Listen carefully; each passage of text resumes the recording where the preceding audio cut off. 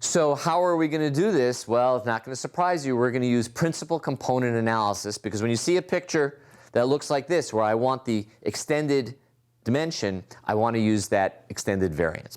So here's how we're going to do principal component analysis for this.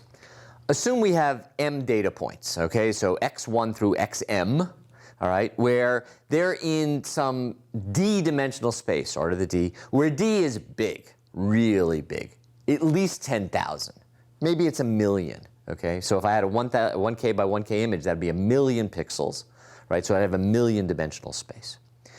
So what we want is some direction in that big space that captures most of the variation, okay?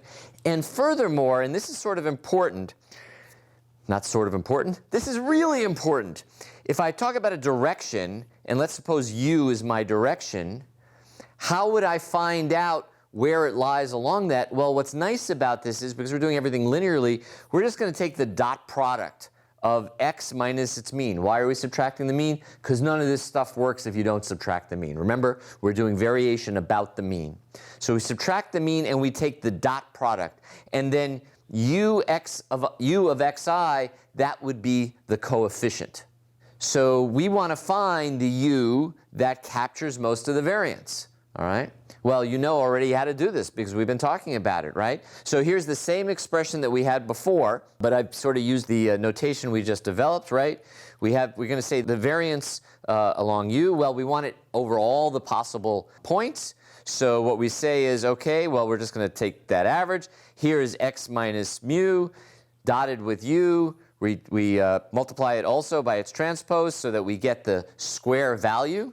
Okay, so that's just the same thing that we had from the previous slide. I'm just going to rearrange that a little bit, right? So I can pull the u's out here and another u out there because it's transpose, transpose. And what I have left here in the middle, well, what is that? Right? That's just the covariance matrix, and we'll call it the covariance matrix sigma. And we've talked about how for finding this, the axis of maximum variance, we need that covariance matrix. But think about this just a little bit more. So that variance of u is u transpose sigma u, all right?